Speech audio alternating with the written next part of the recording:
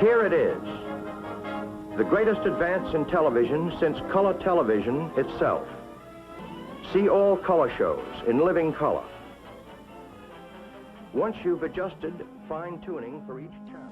So there we see that it means that you can subdue a people, you can control a people by secret influence. That goes on to say under charm, to subdue by secret power, especially by that which pleases and delights the mind. So under charm there it says power to subdue opposition and gain the affections. But remember in the story of Wizard of Oz, how the wicked witch was having difficulty subduing her opponent. And finally she said, I know what I shall do. I take this crystal ball. She spreads her hands across the crystal ball and she creates a lovely Poppy field. Oh, so beautiful. And Dorothy, the lion, the scarecrow, the tin man, going across this lovely poppy field, fall to what? Sleep. Is it possible that that's not just story? Is it possible that the crystal ball sits in the living room of every home practically in America? And that it comes from a place called Hollywood? In today's video, I would like to discuss Hollywood and its occult, satanic, Illuminati, and witchcraft roots. Let's begin by understanding where the name Hollywood even came from. The mainstream sources tell us the name Hollywood Land was coined by H. Whitley, who is also known as the father of Hollywood Land in the 1800s. It was not until 1902 when filmmakers started moving to Hollywood Land to flee the harsh and strict rules imposed by Thomas Edison's Motion Picture Patents Company in New Jersey that Hollywood Land began its rise to fame. And it wasn't even until 1923 when finally filmmakers themselves dropped the last 4 letters of Hollywood Land and began calling it simply Hollywood. So in essence, Hollywood was actually coined by the filmmakers themselves. And in knowing that, we can actually presume that Hollywood has a very sinister meaning. And in fact, the occult symbology behind Hollywood's name has a very interesting and different explanation. The Druids were tree worshippers, and the holly tree was their most sacred symbol because it was sacred to their mother Holly or Hel, which is their Norse goddess of the underworld. So we have Holly or Hollywood. We also have Hellwood, the place of magic. It is also very important to note that magic wands were always made out of the wood of a holly tree. It's literally made out of Hollywood. Hollywood is a Druidic establishment, guys, and metaphorically, these wands are used to make movies like magic. With a wave of a wand and a spell, Hollywood actually produces these magical movies that become so famous throughout the whole world. I mean, even think of Mickey the Magician waving his wand and casting spells on children all throughout the world. This Hollywood industry is literally a bunch of occultists, satanists, and dark magicians and sorcerers. So let's dive into a few of the symbols surrounding Hollywood and their meaning. And the first thing I really want to mention is one of the most recognizable symbols of Hollywood and of all the elite around the world, and that is the red carpet. We often see all of these world leaders and celebrities walking upon a red carpet. And this is an old symbol dating back through the concocted story of Zara and Pharez of the time of the Druids. The red carpet is a motif representing the royal blood path or bloodline, coming down from the past and running the future. This actually represents the 13 Illuminati bloodlines that we've all heard of. They have been rulers of the world for ages and eons. The 13 bloodlines date all the way back to all of these world leaders, from British and French kings to Egyptian pharaohs. They are basically all royalty, and all the current leaders of the world are all, to a point, related. There are 4 prestigious awards that an artist or actor can win, and in order from least important to most important, there are the Golden Globes for recognition in TV and film, the Grammys for music and musical achievements, Emmys for television shows, and of course the Oscars, which are the most glamorous awards and are for the biggest movies of the year. So let's cut to the chase and talk about some symbology in the 2 of the highest awards someone can actually attain in Hollywood. So the second most important are the National Academy of Television Arts and Sciences, which are also known as the Emmys. And if you pay very close attention to the abbreviation of the National Academy of TV Arts and Sciences, you get the word natos, which is actually Satan backwards. My brothers and sisters, this is not a sheer coincidence. I believe when a celebrity has achieved this award, it is because their show is obviously and of course very popular throughout the nation, if not the whole world. But that does not happen by mere accident. We have heard many greats admit that they feel a spirit come over them when they are acting or singing. And these celebrities say they feel as though their bodies have been taken over. Guys, the bigger the demon that takes over, the more popular their show becomes.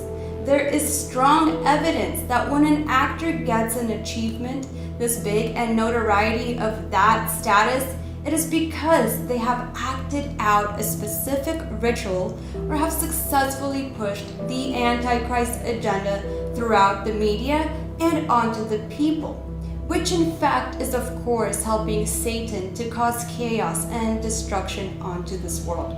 Whether the celebrities know what they're doing or not is a different topic all in itself, but I strongly believe that most are under some type of mind control, whether MK Ultra, some demonic influence, or even both.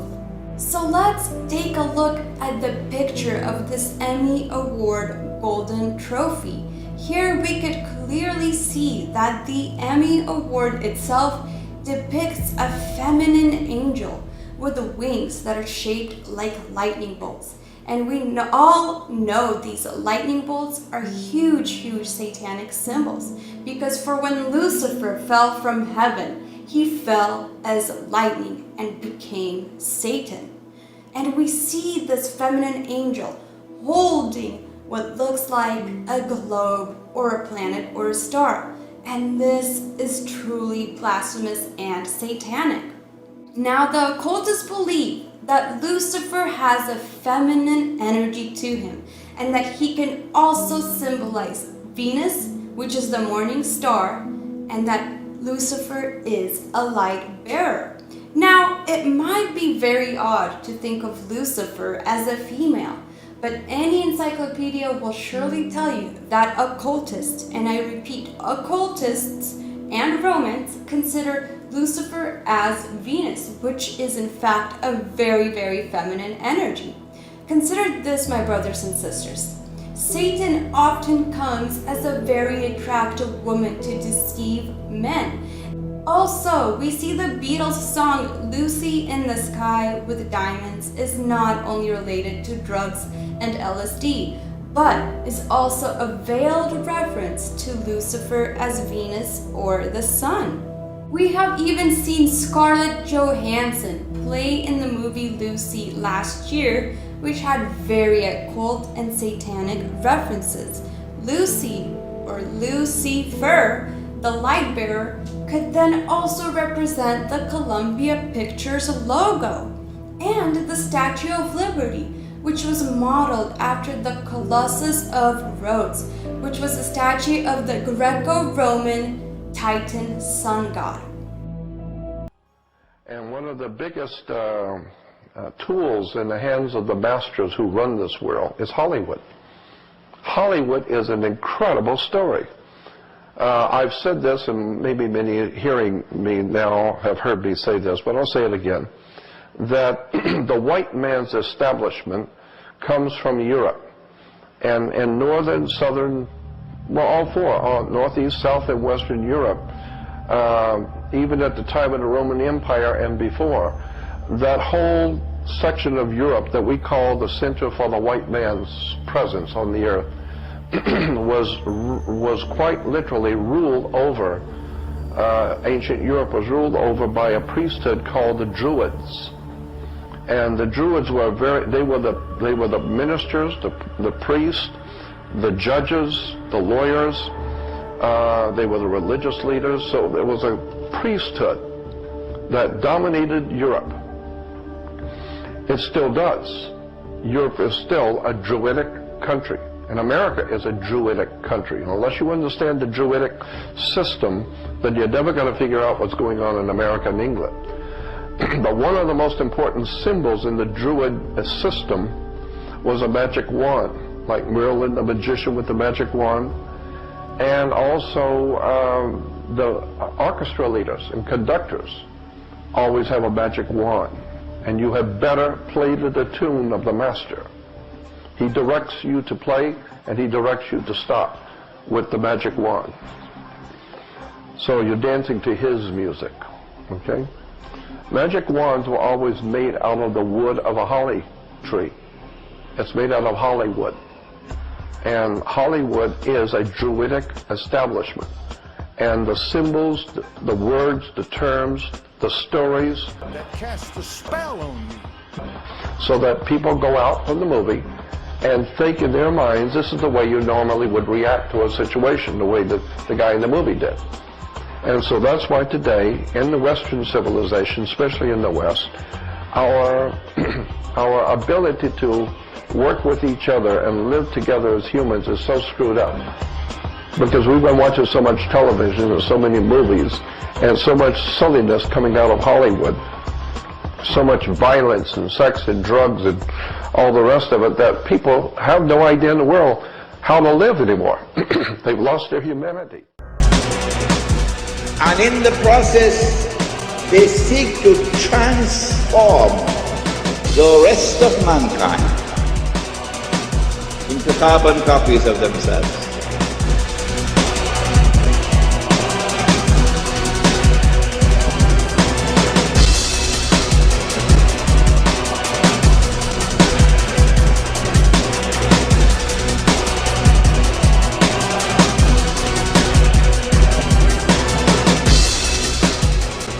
And as the world becomes interconnected, television is used as the master instrument for brainwashing the rest of mankind.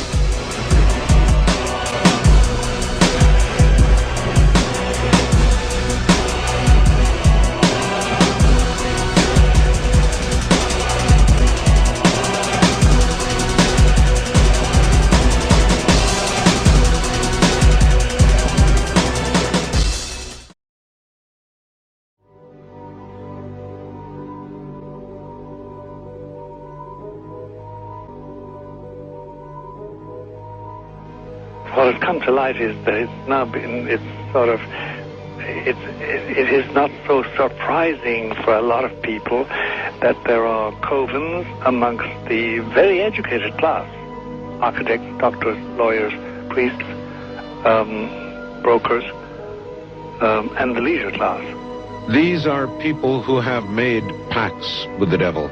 That's right. It's really the best, the more accurate way of describing it would be that they have indulged themselves in the worship of the goat, of the prince, of the serpent, of Satan, of Lucifer, and they lead perfectly normal lives. They're jewel merchants. They travel. They're prominent in their own way, but they do have this indulgence. Father, here's a part of that I can never understand, that has never made sense to me, and that is, if somebody were to make a pact with the devil, then obviously the implication is if the devil is there to make a pact with them, to make a deal, to make their life, this short mortal life on earth, pleasurable, with money or women or travel, more interesting, whatever it is they want.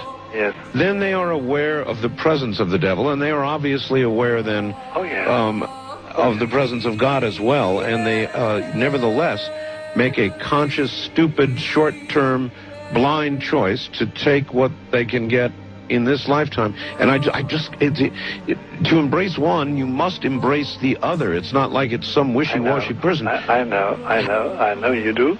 It is a very not easy to understand, except when you talk with them, when they let their hair down and peel grapes, as we say, and when they're on their way to being cured of or healed is the proper word.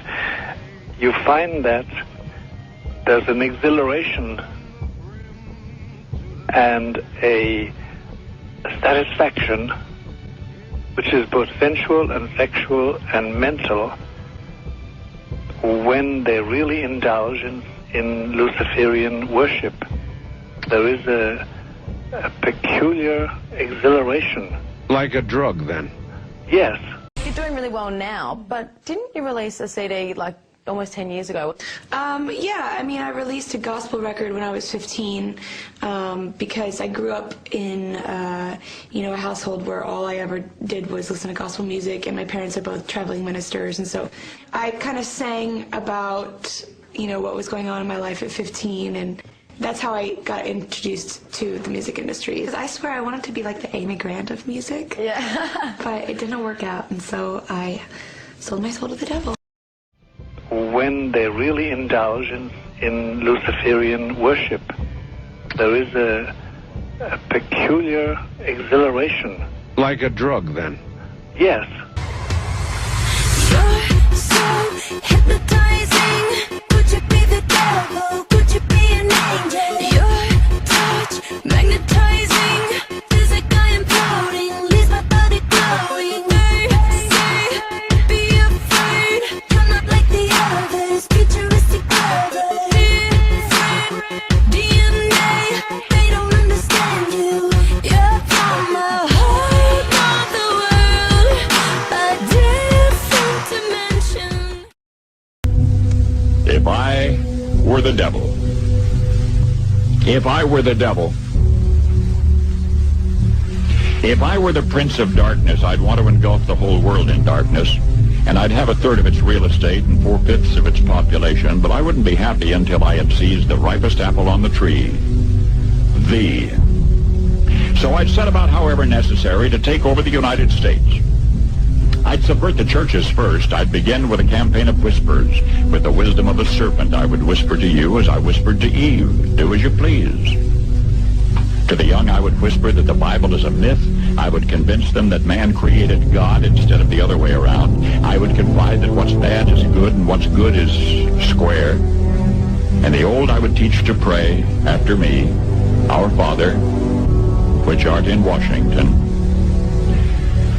And then I'd get organized. I'd educate authors in how to make lurid literature exciting so that anything else would appear dull and uninteresting. I'd threaten TV with dirtier movies, and vice versa. I'd peddle narcotics to whom I could. I'd sell alcohol to ladies and gentlemen of distinction. I'd tranquilize the rest with pills. If I were the devil, I'd soon have families at war with themselves, churches at war with themselves, and nations at war with themselves, until each in its turn was consumed. And with promises of higher ratings, I'd have mesmerizing media fanning the flames. If I were the devil, I would encourage schools to refine young intellects, but neglect to discipline emotions, just let those run wild. Until before you knew it, you'd have to have drug-sniffing dogs and metal detectors at every schoolhouse door. Within a decade, I'd have prisons overflowing. I'd have judges promoting pornography. Soon I could evict God from the courthouse, then from the schoolhouse, and then from the houses of Congress. And in his own churches, I would substitute psychology for religion and deify science. I would lure priests and pastors into misusing boys and girls and church money. If I were the devil, I'd make the symbol of Easter an egg and the symbol of Christmas a bottle. If I were the devil, I'd take from those who have and give to those who wanted until I had killed the incentive of the ambitious. And what'll you bet? I couldn't get whole states to promote gambling as the way to get rich. I would caution against extremes in hard work, in patriotism, in moral conduct. I would convince the young that marriage is old-fashioned, that swinging is more fun, that what you see on TV is the way to be. And thus I could undress you in public, and I could lure you into bed with diseases for which there is no cure. In other words, if I were the devil, I'd just keep right on doing what he's doing. Well, hello everyone. I'm taking a walk today in the Hollywood Hills. Am I in the United States of America? I hear you ask. No, I'm just on the outskirts of Rome. These are the Hollywood Hills, no joke. This place is called Nemi, which in Latin is Nemus, or the Holy Wood.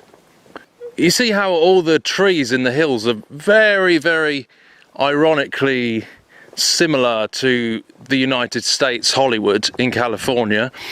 I think you could pretty much just insert the American Hollywood sign right in the middle of that grove, and it wouldn't look much different to what we see on television.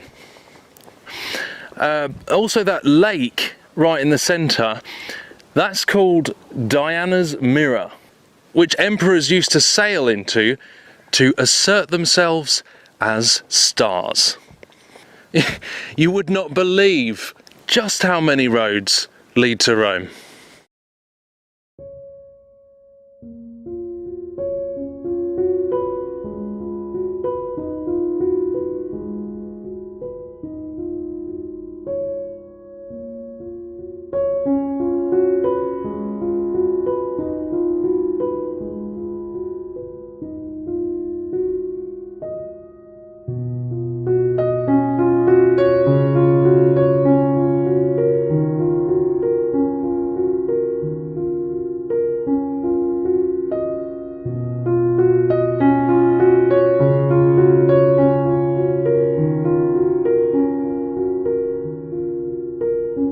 It really makes you think. I mean, the whole thing is a bit like a net, isn't it? It's like a trap, it's a snare that they would sail into these waters, and then, unbeknown to them, they're actually being sort of lured in by its beauty, and they were to be sacrificed in the temple of Diana.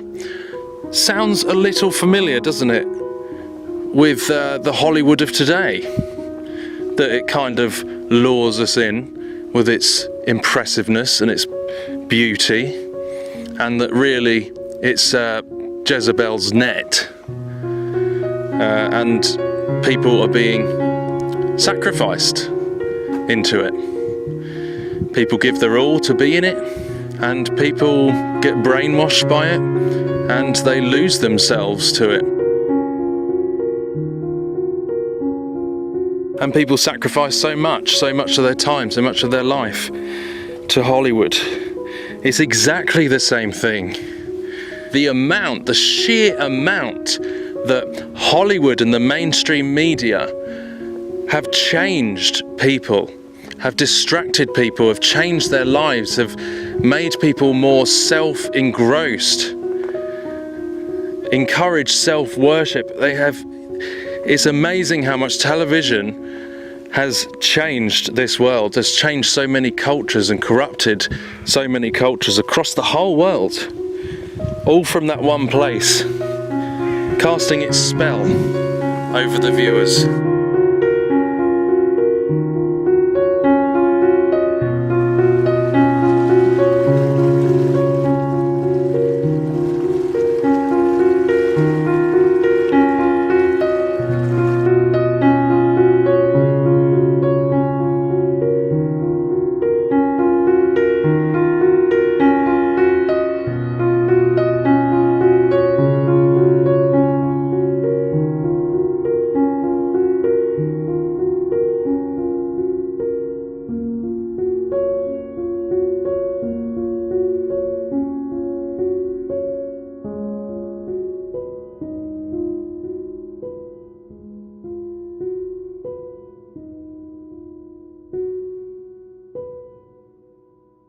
And sure enough, just off the coast of the water, the temple of Diana, where they used to sacrifice the people that came into this water. So it's clear that the mother goddess worship was very prevalent in this area. The holy wood, the worship of the huntress. You can see the bow and arrow symbolism everywhere. But no tellings what people used to do here. They quite literally used to sacrifice those people in this temple of Diana. Of course, this is thousands of years old now. You can vividly picture really how evil this pagan worship actually is. It's absolutely satanic. Look at the fruits of it. Now, still, this is the mistake that some make. They think that this has all completely vanished and this doesn't happen anymore. Well, the Luciferians, they are pantheistic. They worship many gods, and there's nothing new under the sun. This old age of gods and goddess worship is still the new age religion. It's still part of the same thing. It's not disappeared at all. We've been very blessed that Christian values spread across this world. But you can see where it will end up if people fall away from true biblical Christian values of love and loving one another and loving Jesus and loving your neighbour and do not murder. You know, you can see where the world will go. It's not evolving, is it? It's devolving back into the old age lies, but they're just calling it new. So it can't be good when you look back at the past and see that this is still part of the same Luciferian religion. It can't be going anywhere good, can it? Because look at what used to happen. Do we want that again? If you go down to the woods today, you'd better not go alone.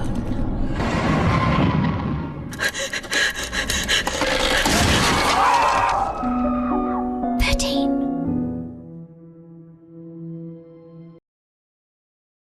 How are so many of Hollywood's most famous actors and actresses able to be so amazingly effective and convincing in their performances? That guy was so electrifying that it came through the television. How is it that they can move us to laughter, tears, or anger at the drop of a hat? Are they truly gifted with natural talent, as many suggest? You see this and you're dazzled by their talent. Do they possess a creative streak of genius that is unknown to most men? Or unknown to most men, are they in fact possessed? Is it possible that these actors and actresses are possessed by demonic spirits who have a specific agenda to fulfill? Oscar award-winning actor Denzel Washington told 60 Minutes exactly how he brings forth his best performances. Basically what I did was got on my knees and sort of communicated with the spirits. And when I came out, I was in charge. Powerful scene. Powerful scene. I couldn't have acted that. I couldn't have written that down and made a decision to play that. What, are you gonna smoke that? Nope, you are. Hell if I am. Yeah. You're Jesus freak. You're Jesus freak. The one-woman entertainment empire known as Oprah has strong affiliations with the demonic realm. The most familiar face on television says, "You can not only use your body and physical self. This is how I see acting. I ask my body to be the carrier for the spirits of those who have come before me in a way that is most meaningful to the character. Just become the vehicle for that character." Calling out for these entities to take her over so that she may become a sparkling puppet, Oprah admits of her work before the camera. I tried to empty myself and let the spirit inhabit me. With her global influence, her shows have become a smorgasbord for the New Age agenda.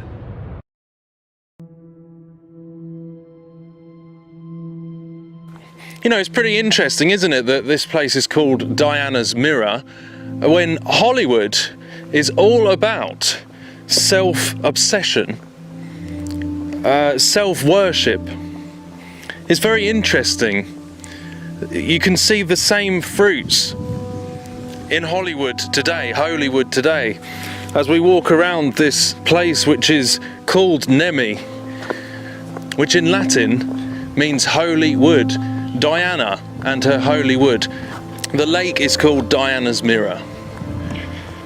So really, when you think about it, Hollywood is just an extension, an artificial plastic version of what is already here. It's just a modern day replica of what is already on the outskirts of Rome.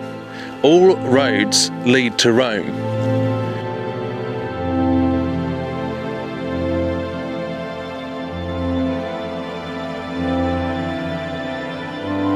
So really the one in the United States is like a pseudo modern mock-up version of channeling the same thing, the worship and cult of Diana.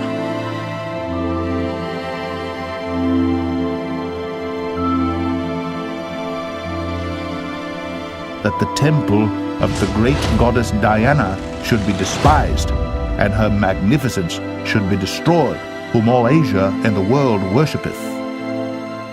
And when they heard these things, they were full of wrath, and cried out, saying, Great is Diana of the Ephesians. I'm making my way up to the town of Nemi itself. Notice the male-female symbolism, sex magic of the gate, right in the centre of the town. Wow, look at the top, the moon goddess. A crescent moon with a crown, so obvious. Roman is a crazy boy who lives in me, and he says the things that I don't want to say. He was born, just a few months ago. I think he was born out of rage. He was conceived in rage, so he bashes everyone. He threatens to beat people, and he's violent. That must be nice to have like an ignorant loudmouth who you can just sort of blame every... He wants to be blamed. I don't want to blame him. I ask him to leave, but he can't. He's here for a reason. People have brought him out. People conjured him up. Now he won't leave. Oh boy. The foundation of the shrine is clearly the Vatican. The Jesuit Illuminati secret societies, guys.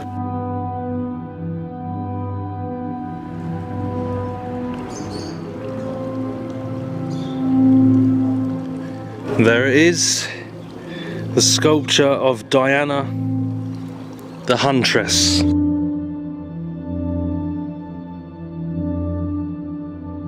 Remember also the symbolism we've looked into before with the wild hunt. The European folklore of Europa, the goddess, the wild hunt. Nimrod was the first one to bring together a coordinated effort of all mankind to come against the truth of the revealed Word of God. Nimrod, the Bible said, was a hunter for souls. My friend, he was a hunter before the Lord, and what he hunted was not deer and elk. He was hunting the souls of men. And how ultimately it refers to the hunting of Christians. And how Hollywood is being used as propaganda to gear, to prepare the world for that. To prepare the world. And to undermine the Bible and anti-Christian media. So this is all linking to the wild hunt. And actually the folklore, European folklore of the wild hunt, it comes from another dimension. Does that not tell you where the entertainment is coming from? Whose agenda is being pushed through the mainstream media? How art thou fallen from heaven, O Lucifer, son of the morning? How art thou cut down to the ground, which didst weaken the nations? For thou hast said in thine heart, I will ascend into heaven. I will exalt my throne above the stars of God. I will sit also upon the mount of the congregation in the sides of the north. I will ascend above the heights of the clouds. I will be like the Most High. yet thou shalt be brought down to hell, to the sides of the pit. They that see thee shall narrowly look upon thee and consider thee, saying, Is this the man that made the earth to tremble, that did shake kingdoms? Yes, it's a peculiar exhilaration, and of course, the godly instincts in us all, the angelic in us all, because we all have something angelic and something godly, besides everything else, a lot of other negative things, that is quenched, and you find in them a horror of anything what we call sacred and holy or sacrosanct. Or the idea of the sacred, of the awesome.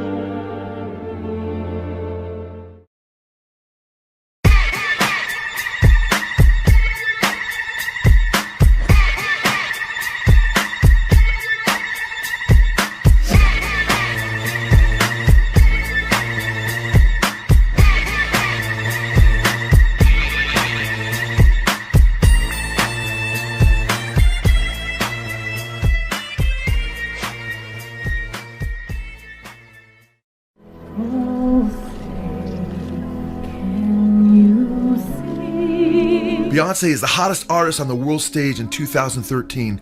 She followed up her lip-syncing scandal at President Barack Obama's inauguration with a spellbinding performance at the 2013 Super Bowl. During Beyonce's Super Bowl appearance, the Twitter universe lit up with people claiming that Beyonce was flashing the Illuminati or Devil's Triangle. The concern was so great that mainstream media outlets tried to explain it away as simply a reference to her husband Jay-Z's record company. Of course, this simplistic approach ignored the fact that Jay-Z and Beyonce are aware that the symbol has a layered meaning and occultic or Luciferian connotations. In fact, they are not only aware of this, but as you can see, Beyonce's husband Jay-Z promotes the occult aspect of the Eye of Horus and the triangle through his rock-aware apparel.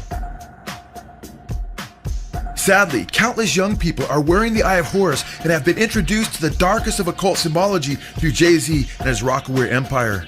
Here we see a shot of a ritual of the Order of the Temple of Astarte, a chartered Crowleyan organization which admittedly contacts demons in their rituals using the same symbol that Jay-Z, Beyonce, and so many others are using.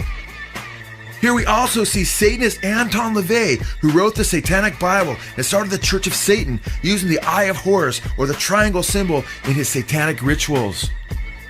Here we see Satanist Aleister Crowley, who promoted the sacrifice of innocent children and who signed his name the Beast 666, wearing the Eye of Horus in the triangle, one of the main symbols for the Age of Horus and the coming reign of Antichrist. Crowley's favorite Antichrist maxim was, "Do what thou wilt shall be the whole of the law." Do what thou wilt as opposed to doing God's will became the backbone of Crowleyanity. Here we see Jay-Z with "Do what thou wilt" emblazoned across one of his shirts. Notice also next to Aleister Crowley is a book with a circle and a pentagram on the front cover. One of the most basic symbols used in the occult and Satanism to contact demonic beings as a sphere of receptivity to Satan and demonic forces, often resulting in demonic possession. Jay-Z, Beyonce's husband, knows what it means to be possessed by spirits, as he admits here, claiming that he is a modern-day Frank Sinatra and that he is possessed by spirits. I feel like, Sinatra. In my time, modern day Sinatra, so, I try to live up to that, I get possessed by the spirits. I get possessed by the spirits. When we understand how the circle and pentagram are used at times in the occult and Satanism and take a closer look at Beyonce's Super Bowl performance, it becomes even more chilling. Near the beginning of her performance, we see Beyonce fall to the ground into what becomes a circle of light. It's interesting that after Beyonce lies down in the circle, we then see appear an inverted pentagram. The inverted pentagram in Satanism often signifies the goat-headed depiction of Satan himself. And here we see Beyonce with the inverted pentagram with the goat-headed Baphomet when she introduced the spirit of Sasha Fierce, who she claimed possessed her. Here we see the goat-headed satanic Baphomet on Beyonce's ring. And here we see at Beyonce's Super Bowl appearance, one of her dancers adorned with an upside-down pentagram worked into her apparel. Beyonce entering the circle with the inverted pentagram appears to be her way of signaling that she's allowing the spirit named Sasha Fierce, the entity that she claimed possesses her and channels her during performances, to take control of her body. Beyonce has even worked Sasha Fierce into her wardrobe. The Daily Mail described her Super Bowl outfit as, quote, fierce and sexy, which was fitting for the entity Sasha Fierce. The man behind the design, Ruben Singer, says his creation of Beyonce was inspired by female warrior gods in Norse mythology. Incredibly, you can see what appears to be the goat-headed satanic Baphomet worked into Beyonce's bizarre attire. Later in Beyonce's Super Bowl performance, we see Beyonce represented by the Hindu goddess Kali. Kali is often associated with darkness and death and depicted with the bloody heads on a necklace of her slain. Kali is a fitting image for Sasha Fierce, as she is a counterpart of Shiva, the god of destruction. Beyonce also employs the Gemini twins, seen taking up a huge part of the stage. In Babylonian mythology, the Gemini twins represented, quote, the god of plague and pestilence, who was king of the underworld, end quote. It may be that what Beyonce is depicting in the Gemini symbols, which resemble her, is a spiritual synthesis with Sasha Fierce, which would signify full-blown demonic possession. Beyonce has admitted in the past that she looked forward to the time when her and Sasha Fierce would be indistinguishable. Beyonce has expressed her desire to communicate the vibe of spirit possession in her music. She claims that she even wants a whole video to feel possessed. I want to be so wild, almost possessed. And I want the whole video to feel possessed. I want the whole video to feel possessed. Beyonce may have found more than she bargained for and ended up getting possessed by a spirit. Rolling Stone stated in one article on Beyonce, quote, a woman possessed, Beyonce is gripped by a spirit so powerful it even has a name, Sasha, end quote. Beyonce said in an extra interview, quote, I think Sasha Fierce is part of me. That's why the name of the album was I Am Sasha Fierce. She goes on to say, she lives within me. I think Sasha Fierce is a part of me. That's why the name of the album was I Am Sasha Fierce, because it's all the same. She lives within. Beyonce claims that she is typically more reserved and cannot sing with as much power, but when this spirit entity possessed her body, it energized her vocal ability and caused her performances to skyrocket. I'm really kind of shy, and not really shy, but more reserved, and nothing like Sasha. But I guess I wouldn't be very entertaining on the stage, so Sasha comes out, and she's fearless. You know, she can do things that I cannot do when I'm in rehearsal. I mean, I can try, but then it just doesn't happen. I can sing notes and sing strong and do all these things that when I'm just by myself, I can't do. And I remember right before I performed, I raised my hands up, and it was kind of the first time I felt something else come into me, Strangely, Beyonce in the past has depicted herself on stage as picking up a coin with the image of her face on one side and the image of Sasha Fierce on the other. When flipping the coin, if it comes up Sasha Fierce, she then allows the spirit entity of Sasha to take control of her body. Beyonce appears to be possessed by an evil and perverted spirit of harlotry. Apparently, the spirit entity Sasha Fierce leads her into perverse and raunchy sexual behavior that Beyonce would never do if not under Sasha Fierce's diabolical influence. Beyonce has admitted, quote, when I see a video of myself on stage or TV, I'm like, who is that girl? That's not me. I wouldn't dare do that. And I wouldn't like Sasha if I met her off stage, end quote. Hey everybody, welcome back to Hacking the Headlines. I hope you all are doing well out there. I wanted to cover the latest music video by Kesha called Him. I don't do a whole lot of these Illuminati exposed videos, but sometimes I just see something that gets under my skin so bad that I have to cover it. So this was definitely one of those times. Now, as most of us know, Kesha is one of the most satanic and disturbing musicians in the industry, and I'll go over all of that here in just a minute. But this latest music video comes off of her album Rainbow, which I have mentioned before, and many other people have talked about how the occultists and Satanists love the symbol of the rainbow as a way of mocking God and mocking Christ and mocking his followers, because in Genesis we are told that God actually gave us the rainbow as a promise to never flood the earth again. So they're constantly rubbing that in our faces, how they can sin all the time and seemingly get away with it, at least for now. But this latest music video is just so blasphemous and anti-Christ in nature, but it's just more of the same from Kesha, so it should be no surprise really. But it starts out with her driving through the desert, and the desert is another symbol they love to use for multiple reasons. It has a lot of spiritual significance, but of course we have Moses who wandered the desert for 40 years, and it was in the desert that Jesus was tempted by Satan. So we can see this time and time again in different music videos. We have Britney Spears in the desert on an upside down pyramid. I think this music video was done with the Spice Girls or something. And we have Rihanna in another music video in the desert, of course, doing the one eye symbolism we see so much, representing, of course, the all-seeing eye of Lucifer. And here again we have Taylor Swift, again in the desert. There's so many examples of it, but those are just a few. Just to get into the lyrics here from this music video, and you can see how blasphemous and antichrist it really is, she says, "This is a hymn for the hymnless, kids with no religion. Yeah, we keep on sinning. Yeah, we keep on singing. Flying down the highway, backseat of the Hyundai, pull it out to the front, let it run, we don't valet." I mean, I'm not even gonna get into the stupidity and lack of creativity in those lyrics, but the fact that it says this is a hymn for the hymnless, I mean, of course that's a play on words, like they are hymnless, they are godless. And then it says, kids with no religion, yeah, we keep on sinning, yeah, we keep on singing. This is what Kesha is all about in all of her lyrics, you know, encouraging kids to live a sinful lifestyle that's going to cause them nothing but misery. And I don't want to hear it from people that she's fought back against the Illuminati, because no, she hasn't. If she were to fight back against them, she would tell us about all the sick rituals she's been a part of in order to get where she is, and she would expose these people for what they are. You know, the world is a stage. That was all her playing her part and being the good little puppet that she is. And then the lyrics go on to say, hymn for the hymnless, don't need no forgiveness, because if there's a heaven, don't care if we get in.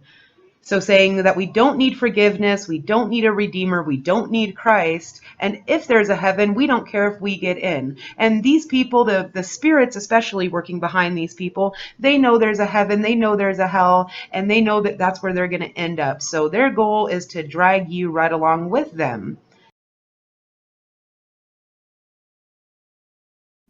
Did I sell my soul? I sold my soul for you. Now figure that out. Tell me, I sold my soul for you. For all you on here that's asking me did I sell my soul, why the f y'all on here if y'all think I sold my soul? Y'all coming right with me, you dummies. And that is exactly right. You don't get put in that type of position without selling your soul first, and you will be going right along with them unless you see what's going on here. So people like Kesha and Lil Lucifer and all these other celebrities, they're only put there because they've already signed their name in blood, and they have turned their back on God, and their only goal is to get you to do the same. And that's why they make songs like Hymnless. So just to move on to the next part of the music video, there's just suddenly a random guy in a bathtub, as usual. I mean, I don't know how many times me and others have to point out the symbol of the bathtub and how it's used time and time again as a way to represent the satanic baptism these people go through. I mean, just take a look at this. We have Katy Perry in a bathtub, Taylor Swift in her latest music video in a bathtub. Also with the diamonds, we see that a lot, or the jewelry. We have Eminem in a bathtub, not only once, but twice, and once in a bloodbath, nonetheless, for his song 3 a.m. We have Tina Fey in a bathtub with the Masonic checkerboard tiles that, of course, represent the esoteric belief of has above, so below, and you can do good, you can do bad, it all balances out.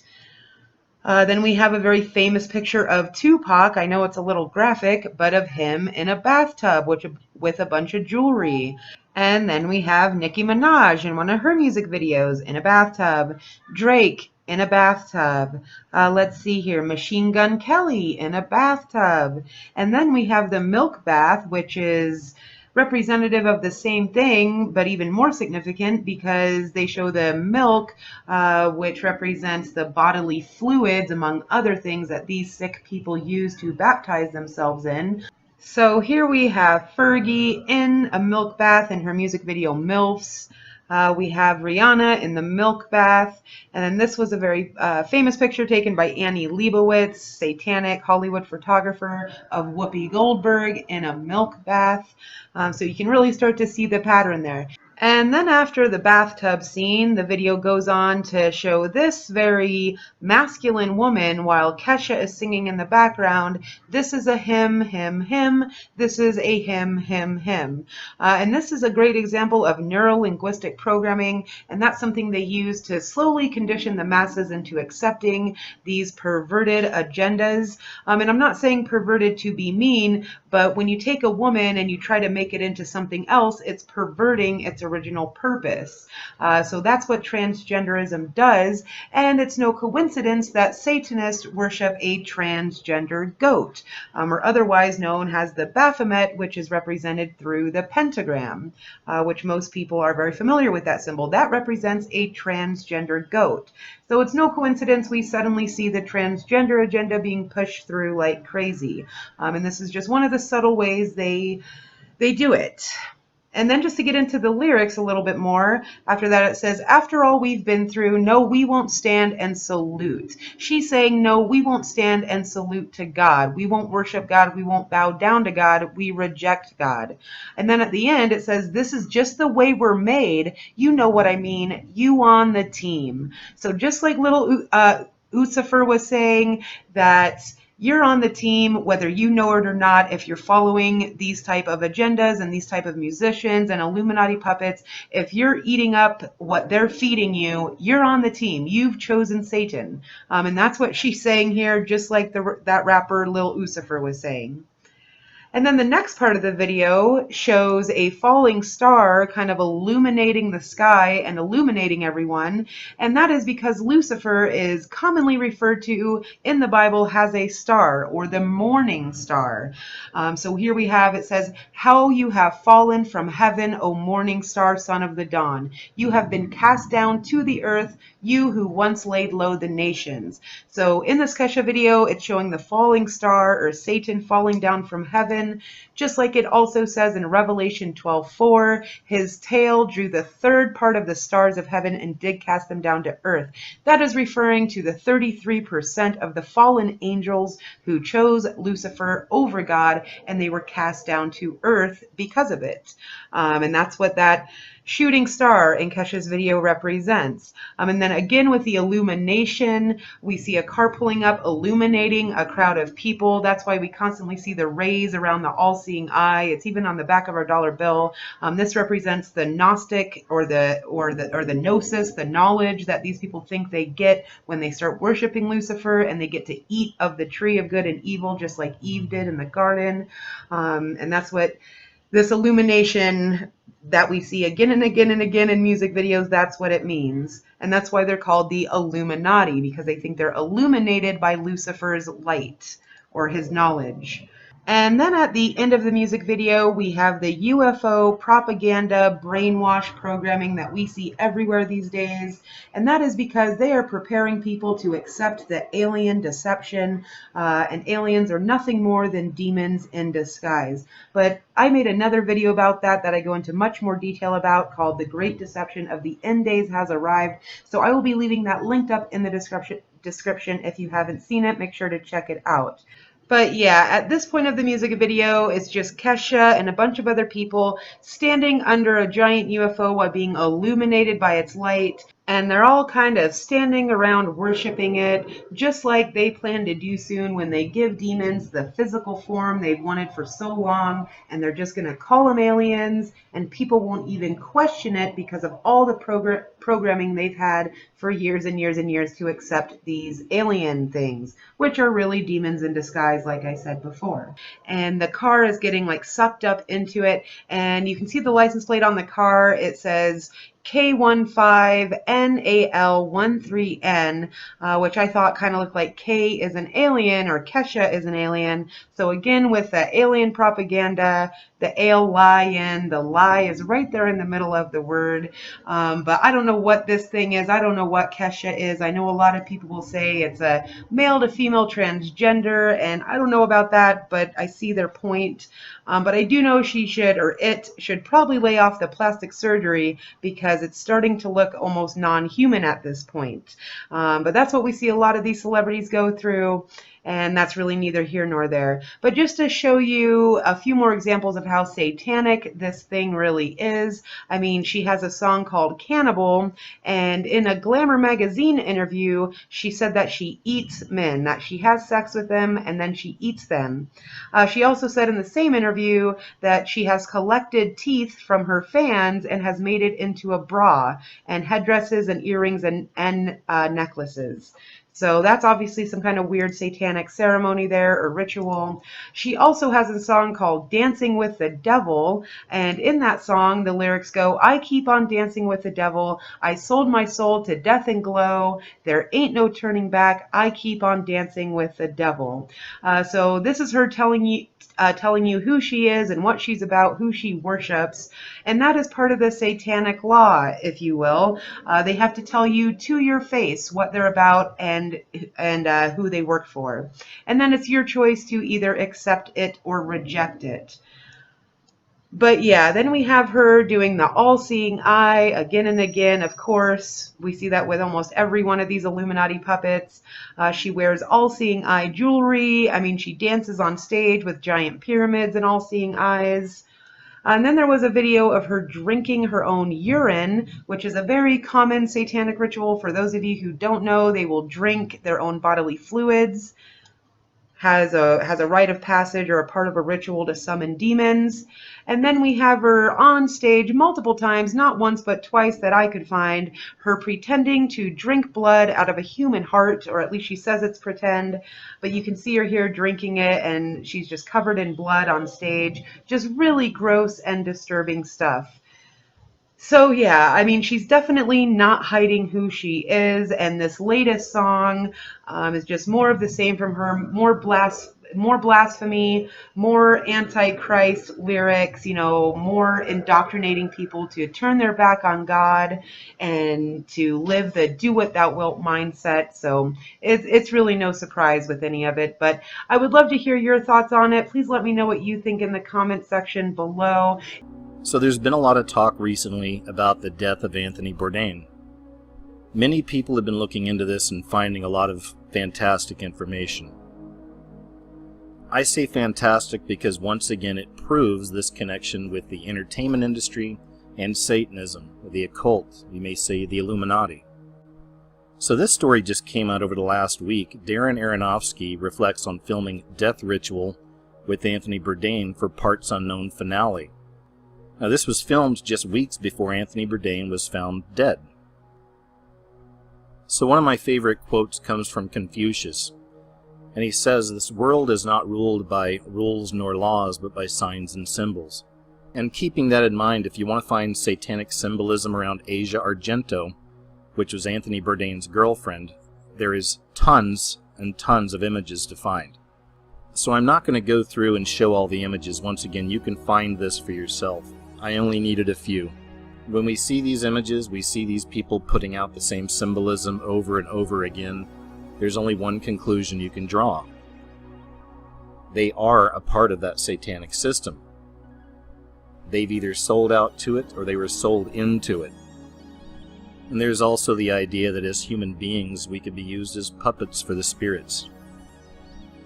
If you don't have the protection of the Holy Spirit, you can be used by these wicked forces. And many times you don't even realize you're being used. Dario Argento is the father of Asia Argento. And Dario is a well-known Italian filmmaker, producer, and director. So we judge a tree by its fruit. And in doing so, in looking at the catalog of Dario Argento's work, we find common themes: Satanism and witchcraft. For the most part, every one of his films have to do with one of these subjects. You can go do any kind of an image search, just put in Dario Argento or films of Dario Argento, and you'll see exactly what I'm talking about. It's also interesting that all of the symbolism, the satanic and Illuminati style symbolism that we discuss here on the channel and other people out there discuss as well, can be found in these films. Somewhere around 40 years ago, Dario Argento made this film Suspiria. And again, this film is chock full of satanic and Illuminati symbolism. We even see here the red, black, and white, the colors of the satanic church. You also have the checkerboard floor. You have the black and the white, the duality, as above, so below. So here's another recent story that just came out. Asia Argento dons denim shorts that say "Epic Loser" before stripping off and flipping the bird as she shares a bizarre mix of messages to Instagram in the aftermath of boyfriend Anthony Bourdain's suicide. This is one of the posts she put up. She's wearing the shorts, as they said, "Epic Loser," but she also put the message on top there, "F you all." So here's another one of the images that she recently put up, and of course you see her flashing the devil horns and underneath saying, "I love you."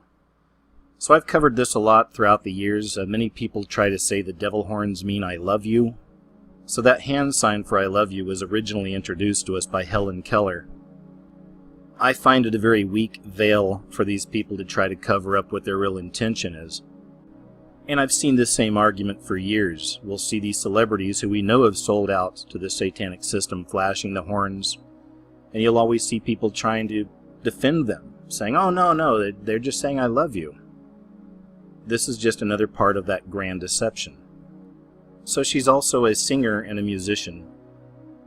And one of the most recent posts she put up was of her with artist and singer Nicola Sirkis.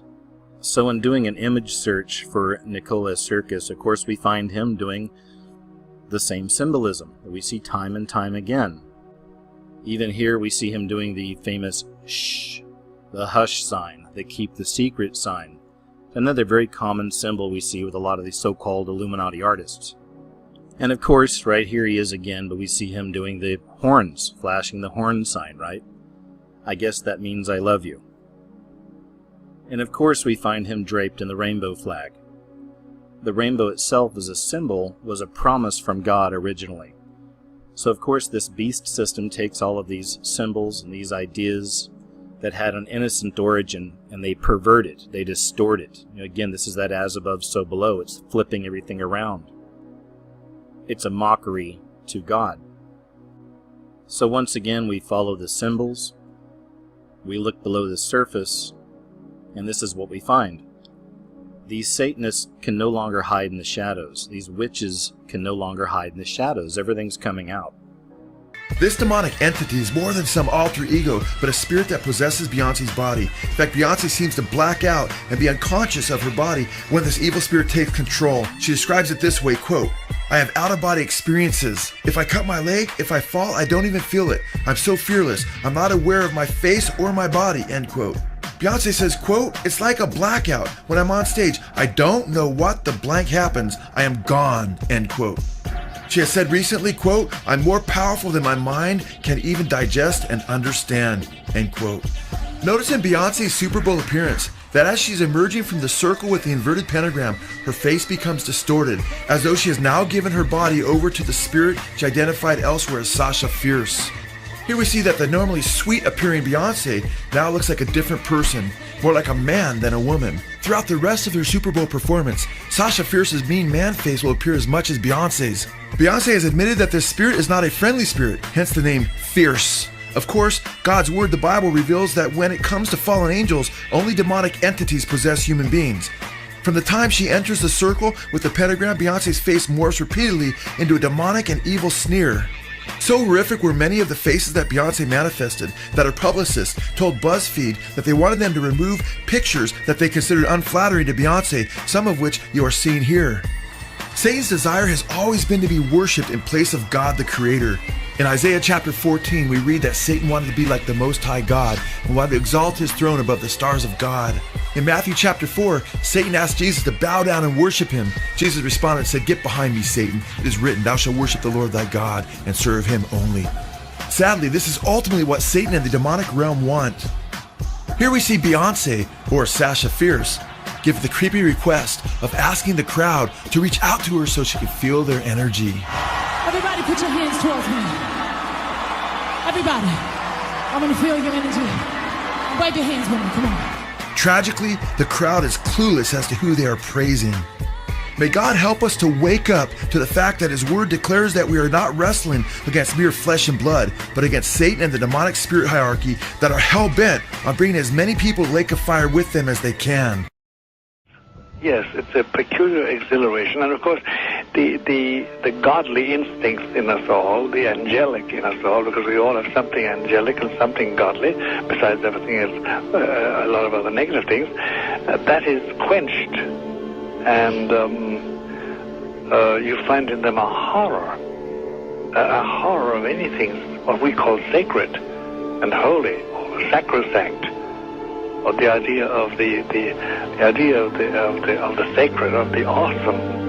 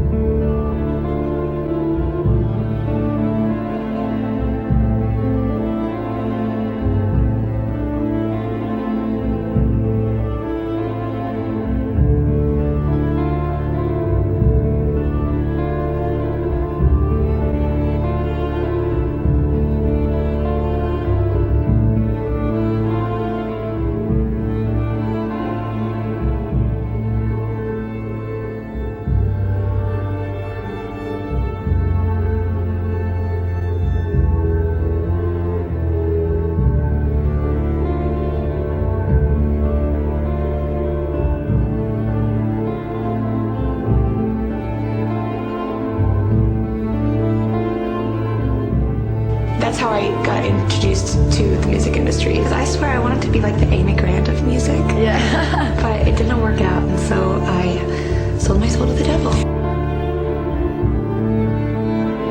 I think he was born out of rage. He was conceived in rage. So he bashes everyone. He threatens to beat people. I raised my hands up, and it was kind of the first time I felt something else come into me.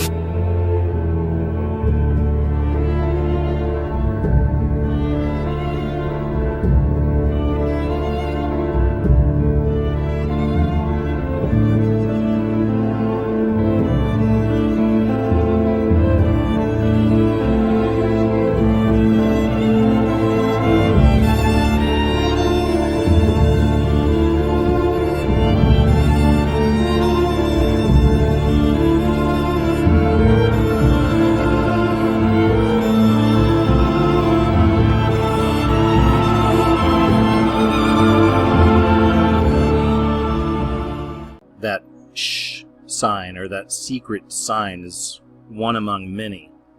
And no, it's not just a coincidence. So as I was saying, some people are born into this. There are generations upon generations of families that have sold themselves out to Satan. The curse carries from generation to generation.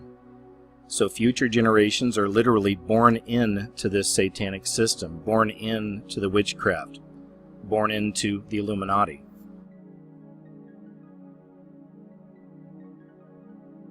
Aronofsky is a filmmaker and a writer. He's made several movies, Black Swan, The Fountain. Right here he was working on Noah.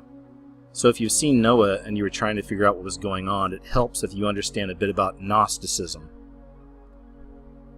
Noah was a very Gnostic film. It was also very blasphemous. He also made the movie Mother, which came out about a year ago, and this film too was highly blasphemous.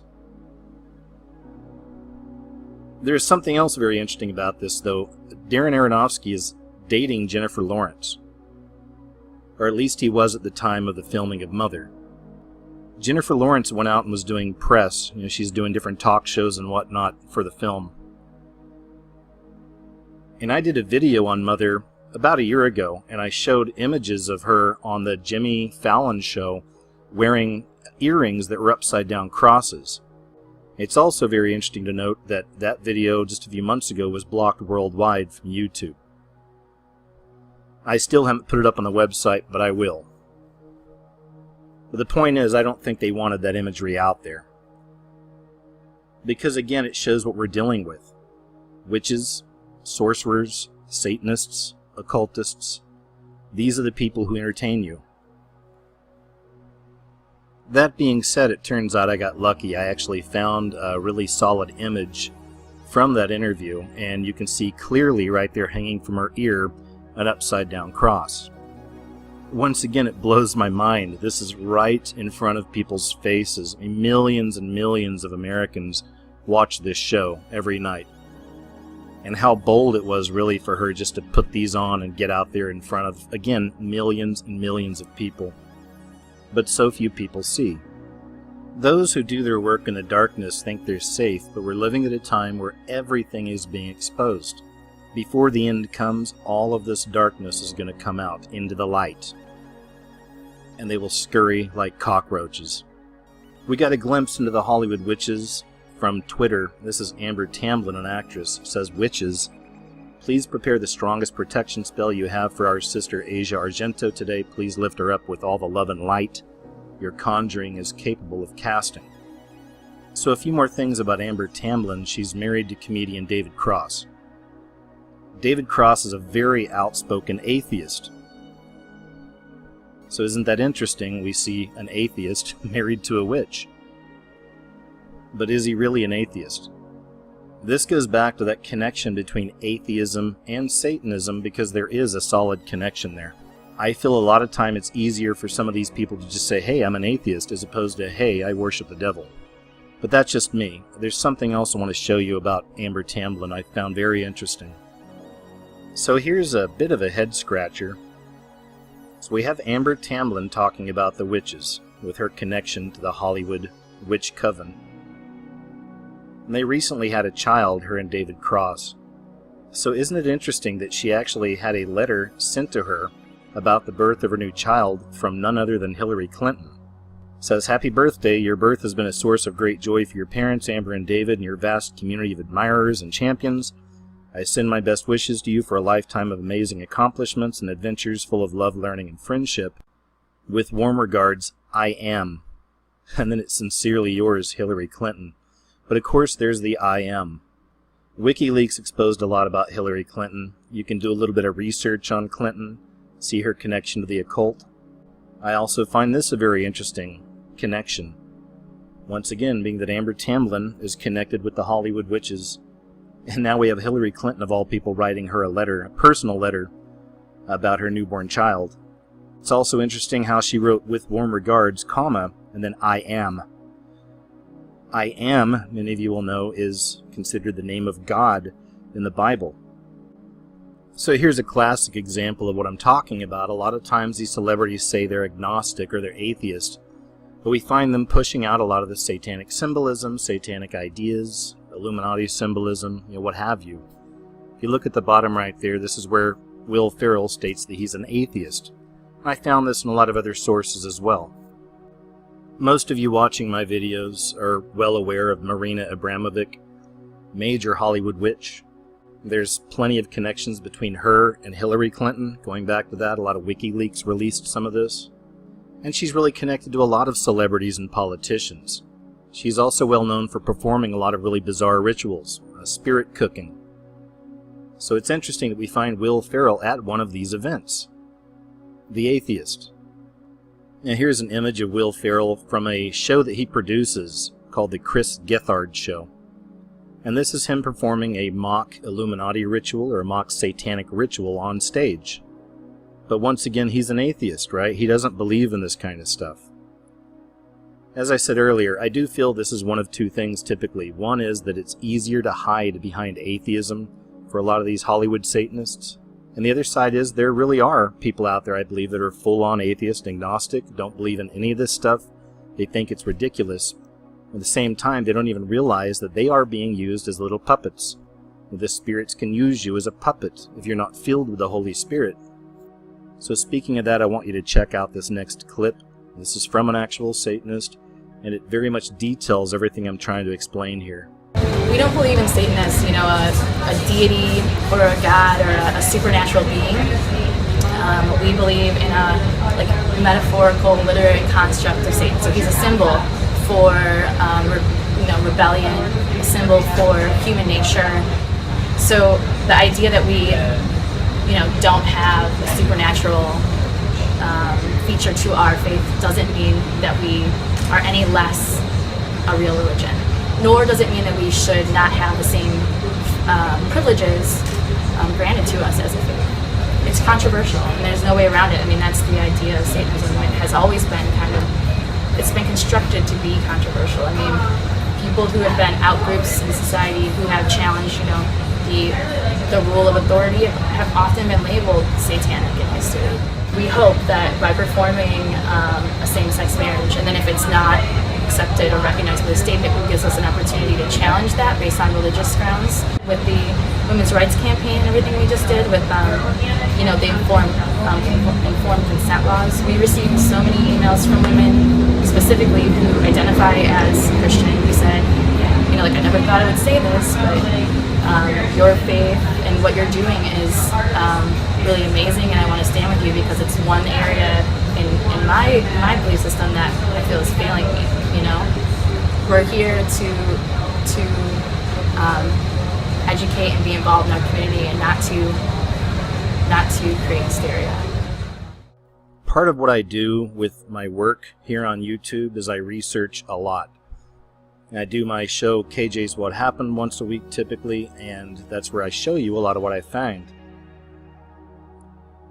I also find a lot of common themes. I find a lot of stories that match up with each other, and one thing I've seen a rise in over the last 2 to 3 years has been satanic crime, occult crimes, crimes connected to witchcraft. I want to show you another clip here in a second. It was really hard for me to find a news clip of the people actually talking about the witch connection to this particular story. Westlake businessman killed by deputy told cops he was being chased by 3 witches. Cell phone video shows the moments before the shooting along I-90 around 7:30 Thursday night. A Cuyahoga County Sheriff's deputy repeatedly using his taser on 33-year-old Brett Luengo, who refuses to comply with commands. Witnesses say it started when Luengo crashed into a wall near West Boulevard. Good Samaritans who stopped to help say he started attacking them. I was one of the first people here, and I just saw a guy sitting on the side of the road. His head was gushing blood. And as soon as the cop got close enough, the guy grabbed for his gun. The video shows Luengo charging at and punching the deputy, who fatally shot him in the chest. I was shocked. I was just shocked. I couldn't believe it was him. Westlake Mayor Dennis Clough officiated Luengo's wedding and saw him last week. He says Luengo was active in the community, establishing a sister city for Westlake, traveling with city leaders to Ireland.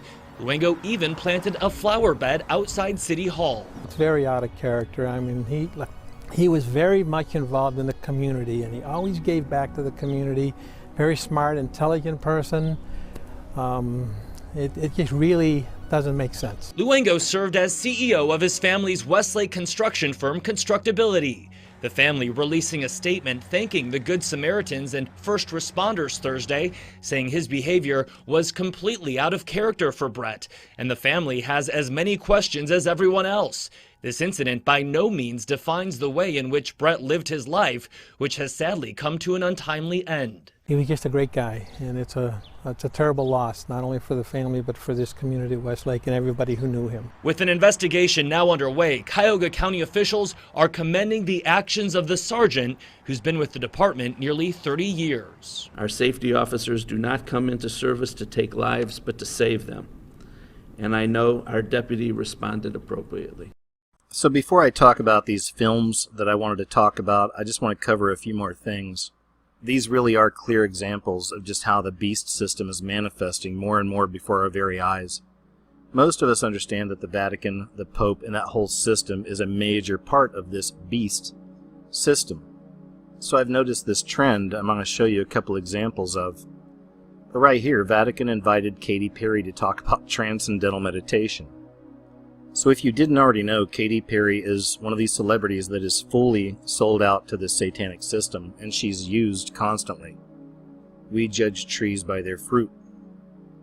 And this person's fruit is foul, not only blatantly pushing Satanism and satanic ideas, but she also promotes perversion and extreme sexuality to children. So don't we find this interesting, that this particular performer, who is completely sold out to the satanic system, gets to meet with the Pope, gets to go to the Vatican.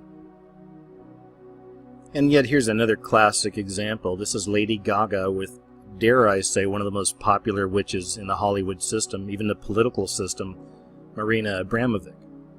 If you're not familiar with Lady Gaga and all of her Illuminati symbolism and satanic public rituals she's done on stage for years now, you should look into that and then ask yourself, how is it that this particular performer gets to have an audience with 5 of our presidents? So we can see through these satanic performers alone, these satanic sellouts, this connection with the Vatican, now this connection with the presidents. I'm hoping this picture is becoming a lot more clear to you now. And speaking of the witches in Hollywood, speaking of familial bonds being born into this kind of a system, it made me think about Misha Barton, the actress. So here's a few images we find on Misha Barton, and once again we have the all-seeing eye symbolism there. This is a young lady that was caught up in that satanic system. The photographer that took these pictures is named Tyler Shields, and I found some interesting things about him as well. So he was also the director of one of Marilyn Manson's videos. It was a video that was anti-Trump. He's another one of these famous photographers that once you start looking into his body of work, you'll find tons of this, again, Illuminati satanic symbolism. And here's just another example. Of course, the red, black, and white, the colors of the satanic church, checkerboard floor, back to the Masonic orders. And it also turns out that he's really good friends with Kathy Griffin, the actress Kathy Griffin. Some call her a comedian. And that's right, he's also the photographer responsible for this now infamous picture. So back to Misha Barton, some of you may remember about a year ago or so she had a bit of a breakdown in her backyard. One of her neighbors filmed this. I know a lot of people out there were saying she was having some kind of an MK Ultra breakdown. Well, perhaps that's true. A lot of this is speculation. But one thing a lot of people missed, I think, on this is during this, quote, breakdown she was having, she kept talking about her mother being a witch. So again, we find this connection with the witches in the Hollywood and the entertainment industry in general. And if her mother is really, in fact, a witch, then this is just another example of how people are born into this through family bloodlines. That being said, let's take a look at this clip here real quick. She was the OC's it girl. Marissa Cooper. As 16-year-old Marissa Cooper, Misha Barton was the envy of teenagers everywhere. But these images obtained by TMZ last week paint a very different picture. Barton can be seen hanging over her backyard fence in Hollywood wearing just a dress shirt and tie. Witnesses saying she was rambling about her mom being a witch and the world shattering. So as always, there's these common themes that pop up with these movies and these TV shows. One theme I'm seeing time and time again here lately are these movies that have to do with cults and covens worshiping ancient gods. So this particular example is a film called The Endless that recently came out. On a side note, I thought this was a fantastic film, because they do something that a lot of these movies don't do whenever they're dealing with witches and covens and ancient gods. Most of these movies and TV shows give all the power to the devil, all the power to the witches, all the power to evil. It's like there's nothing can stop it, right? And that seems to be the prevailing message in a lot of these films and TV shows. And I know that's a part of the predictive programming as well. It's also a way to spread fear, to cause people to be afraid of everything, right? But nonetheless, The Endless, very interesting movie, a really good movie I thought, but also deals with that very subject. In the movie The Endless, you never really get to see the creature, but you do get to see a drawing of the creature. And as you can see right here, once again, we have the horned figure, the horned beast, the ancient, quote, god. Another recent film that deals with this kind of subject matter is a movie called The Ritual. Now, once again, purely from a writing perspective, a filming perspective, overall story, I thought this film was fantastic. However, on the other side, through our spiritual eyes, we see the message once again. These cults, these covens, welcoming ancient gods, worshipping ancient gods. And it's very interesting that all of these gods, these ancient gods I find in these films, are all horned beasts. There's a deep and rich history of these horned beasts, these horned creatures. But as I've said before, the devil goes by many names, but at the end of the day, it's still the devil. I'll show you another example. Here's another recent film, just came out a few weeks back, called Hereditary. Some of you may find this boring. It's a real slow burn kind of a film, but that third act really raises the chill factor. I'll say that. It's a very creepy film. But this is another one of those films that deal with this subject we're talking about hereditary Satanism, hereditary occultism, hereditary witchcraft. This film, too, is all about a satanic coven of witches who are trying to find a body for a demonic spirit that they worship. And this particular ancient god or ancient demon that they worship is named Paimon, King Paimon. And as you can see here, once again, we have the horns, the horned figure. As I said, the devil comes in many forms. The devil goes by many names, but at the end of the day, it's still the devil. So here's a film I really want to dig into. I'm going to show you some of the symbolism from this film. It's called The Domestics. So again, many of you that follow the kind of work I do or have followed me for a while, you get a pretty good idea of what I'm all about. Many of you know that I worked in Hollywood many years ago. I went to film school. I was always a writer, even as a young guy. And typically I would write horror and science fiction and suspense, things like that. But then many years ago, when I woke up to this kind of symbolism, I woke up to what's really going on. It really changed my perspective, and I went through about a year or two there where I didn't want to watch hardly anything. And as time went on, that changed. Because I realized, how can I stay away from this kind of stuff when this is where all the information is, the kind of things that I pick up on, in quote, entertainment. So I got back into it, and I still watch some of these films, and that's where I create a lot of my videos. And there's a side of me that can appreciate these movies for just what they are, action, adventure, whatever.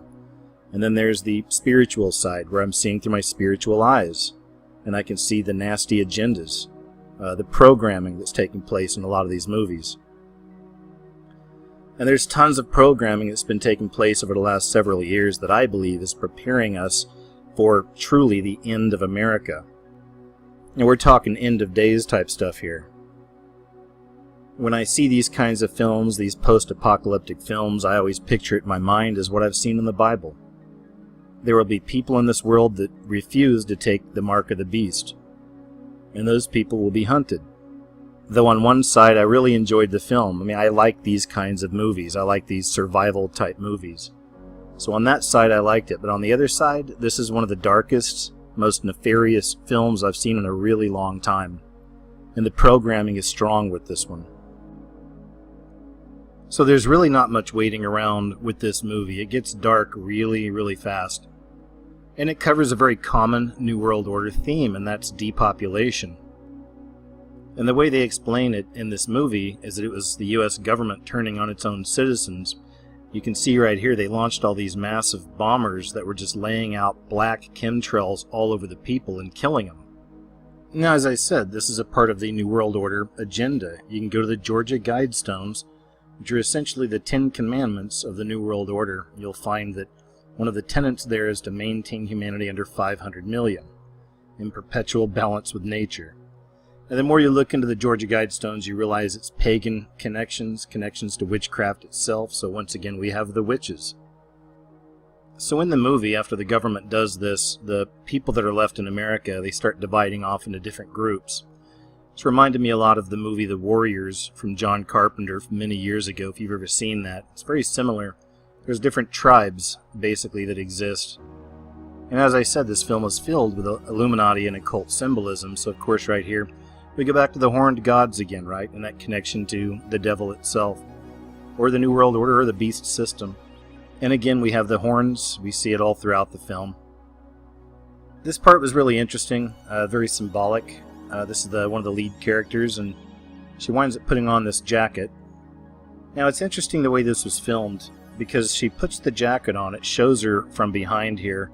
She puts the jacket on, and then she just stands there, and the camera hangs on it for, a little bit longer than normally it would. And when I see that kind of things, and when I see these kinds of things in movies and TV shows, I know that they want us to see this. So, of course, you have the Korean angle. We think of North Korea, World War III. But you've got the dragon.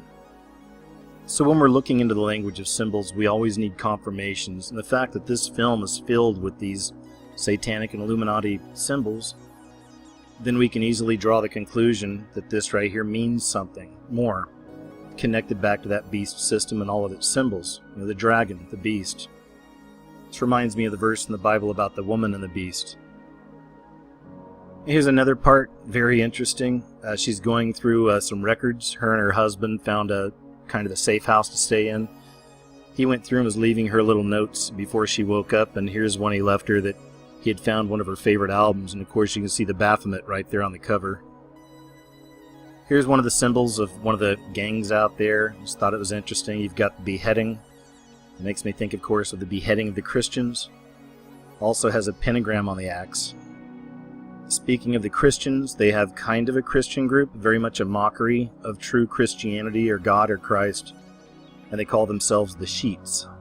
You also can notice right there that podium on the right hand side, that's a massive sun symbol right there as well, and that's not by accident. And here's another picture of that mural, and as you can see, it's mocking the rapture, mocking the Holy Ghost. Again, right here, this is a mockery of the Holy Ghost and of Christ. Here's a scene where the husband and wife were captured by a gang and they were forced to have to shoot at each other, and of course in the background we have the horns, or the devil watching. And this part's really interesting. Sometimes they get really creative with these symbols. Of course that's kind of a representation of America, and there's the dragon on the front. But just a little later they blow that truck up and it flips over upside down, and now all those stars become pentagrams. So that concludes what I wanted to share with you guys. I've been saying it for years, but we're living in really amazing times. 10 years ago, when people were talking about this kind of stuff, immediately we were called all kinds of names. Laughed at, mocked, ridiculed. Now, 10 years later, this is mainstream. This is normal now. In fact, it's become so normal, we've become so entrenched with this beast system, with these ideas, with these symbols, that most people don't even see it anymore. But it's important that we see it, and that we understand what it is, and see it for what it is. And understand that we are the escape artists, and you can only escape this beast system through your connection to our Heavenly Father, through strength in Christ. So I'll leave you with that for now. Thank you so much for checking out the video. I really appreciate you. I look forward to seeing your comments below. So take care of yourselves until next time, alright? I'll talk to you a little later.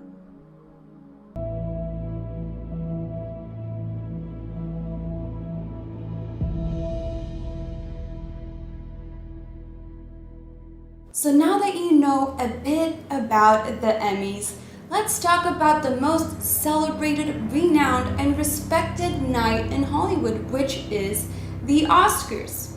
It is show business' biggest night, guys. It is where the world recognizes the merits of the most talented artists and honors them with a golden idol. Typically, over 40 million people tune in annually to this ritual, and most people get really caught up in the glitz and glamour of it all and don't even realize that what they're actually participating in. The most prominent actors in this whole industry get golden trophies or idols for their achievements in movie making.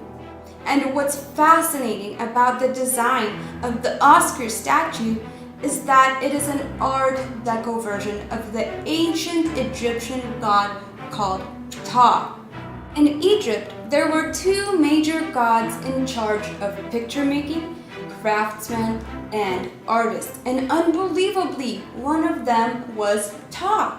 The ancient scribes and sculptors who created the best sculptures and pictures of the temples were granted a statue of the god doth from the pharaoh himself. This is crazy, guys. This ritual would take place at the capital, at the temple of doth. And likewise, Hollywood's award ceremony was held in a temple called the Shrine Auditorium from 1947 to 2000 and is now currently held at the Kodak Theater, which represents the temple. The term Oscar also dates back to the Egyptian god Osiris, and Osiris ruled over the underworld in the constellation Orion. According to pyramid text, the pharaoh's soul would ascend into Orion to be reborn as a star and to live for an eternity.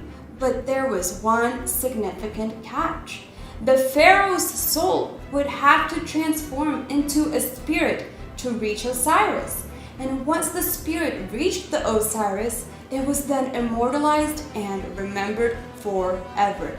And I find this unbelievably fascinating and parallel that a person has to become an actor, which is transforming your spirit into another in essence, to win an Oscar. These stars are then immortalized by placing their names in a stone star on the Hollywood Walk of Fame.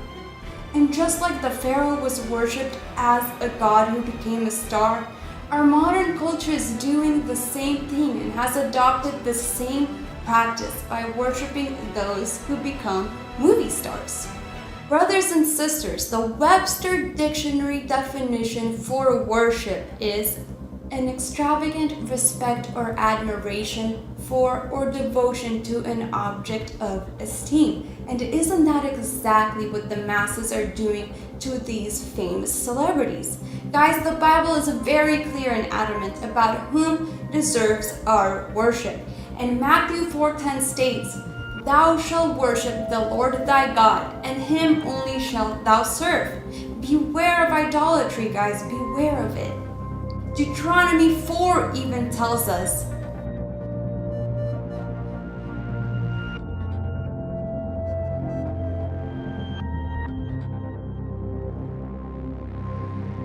now the devil has not changed his ways at all. He only changed his tactics. What worked in the ancient world to get people to worship the stars has now taken a modern form, but is still considered star worship. Even those in the industry are clearly aware of this worship connection. For example, guys, at the 2006 Emmys Award, Stephen Colbert and Jon Stewart were introducing the award for the best reality show when all of a sudden Stephen Colbert out of nowhere blurts out, "Good evening, godless sodomites." I'm bringing the truth, John. We're in Hollywood, the belly of the beast. We're here to honor achievement in that category. By giving you a golden idol to worship. Kneel before your God, Babylon! And he did this as if to joke about how people can now worship the reality stars, just as the film actors are worshipped. Now, brothers and sisters, please don't be seduced into watching the world's worship ceremony. But if you guys do, watch it with an open and spiritual mind and eyes, so you can decode what is truly going on. The only one, again, who deserves our worship is the God of heaven and Him alone. Jesus Christ is our Lord and Savior, and He should be the one reigning over our lives. Guys, I want to mention that Babylon was an ancient pagan empire prominent in biblical prophetic works as an enemy of God's people due to their idolatry and sins. And Hollywood is kind of no different. I'm not exactly saying that Hollywood is Babylon, but Hollywood is functioning as the propaganda arm of the Antichrist media establishment, which is intent on re-engineering our society into its alchemical opposite. And this is unleashing destructive forces on our culture. And this is leading to the death of our spirituality, guys. This is why stories and narratives continue to emerge of all these Hollywood scandals, sex and murder rituals, and occult crimes with no puzzle pieces ever being put together. From its beginning, Hollywood has been an empire of tragedies, full of lost lives, drugs, and real-life drama. But this lifestyle is nothing new to Hollywood. The stage, in fact, has long been the site of tragedy and something much darker, much more sinister. It's a part of ritual invocation. And this all the way goes back to the ancient Greeks and Romans. For Greece and Rome, the stage was sacred, where the dramatic interactions of the gods were actually a form of magical invocation. The actors donned the costumes of the gods, with the playwright scripting the narrative to indoctrinate all the masses into the appropriate morals of state. Guys, Hollywood is about conditioning the state of mind, and it's all about the control of the mind of an individual rather than innocent entertainment. I just want us to be more aware of what is truly going on behind the scenes of the entertainment industry and its evils. A lot of the mainstream entertainment includes predictive programming, satanic rituals, and just programming in general, so we can react how the elites tell us to through all of these movies. This is all just programming for us to accept the Antichrist systems, my brothers and sisters. We must stay aware and very vigilant of the great deception that is upon us. We must always watch out for all of these evils, and we have to question everything.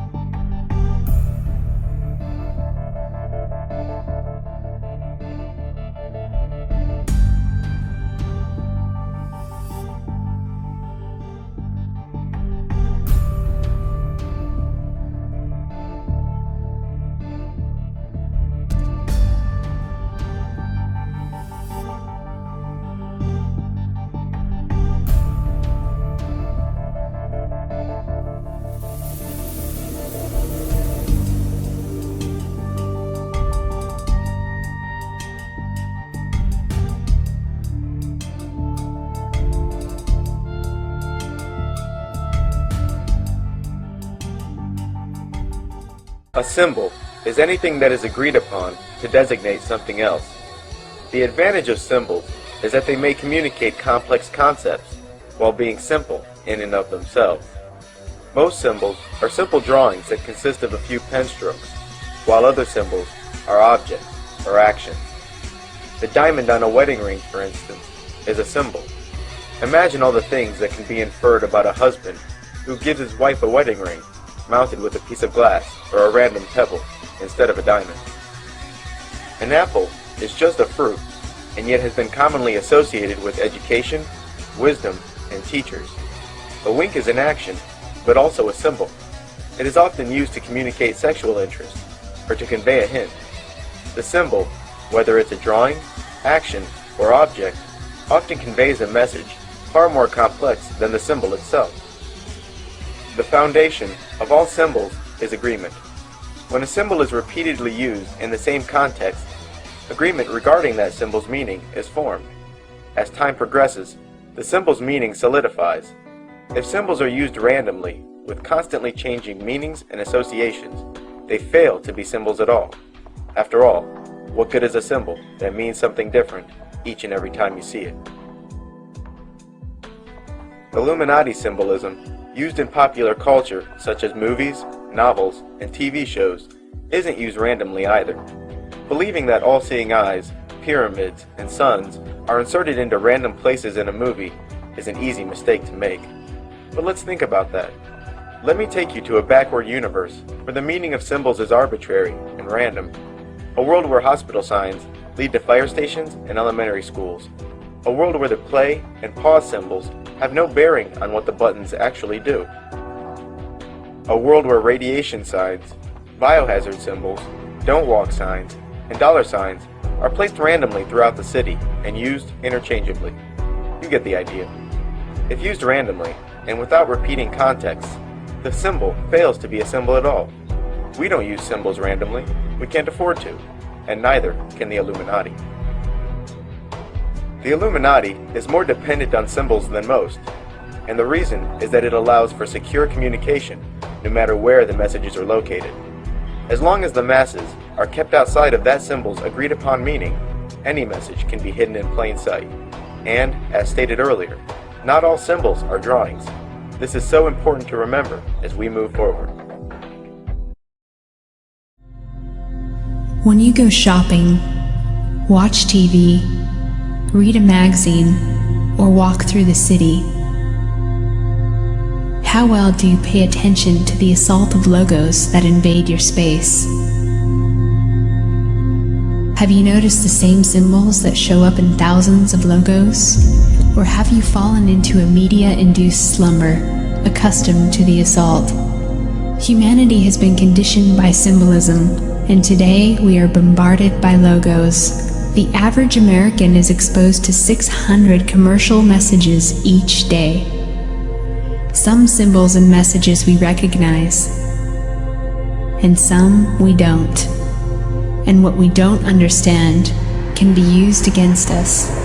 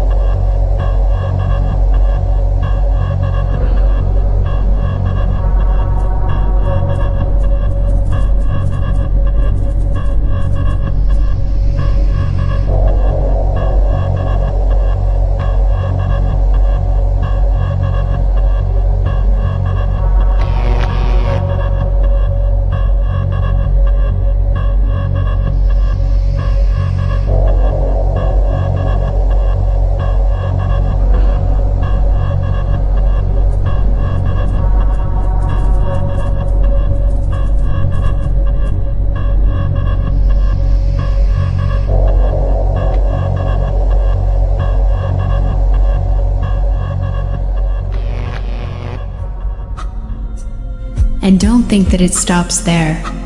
Religious organizations, governments, astrologists, secret societies, non-profits, and health organizations clearly understand the effectiveness of symbolism to communicate a message.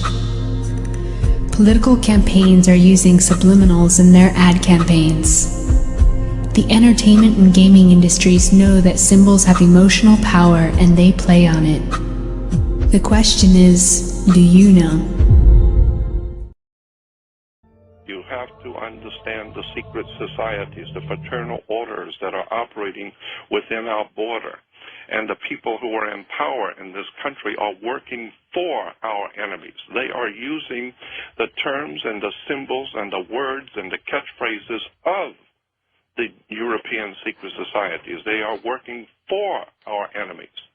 This is why no matter what you do, nothing is going to work, because the people of this country don't understand the symbols. A symbol veils or hides a secret, and is that which veils certain mysterious forces. These energies, when released, can have a potent effect. Jordan, what do they want? Why are they doing this? It has to do with the objectives of some extraordinarily ancient secret societies, fraternal orders that have in mind the total domination of the human race. Symbols are a language that can help us understand our past. As the saying goes, a picture says 1,000 words, but which words?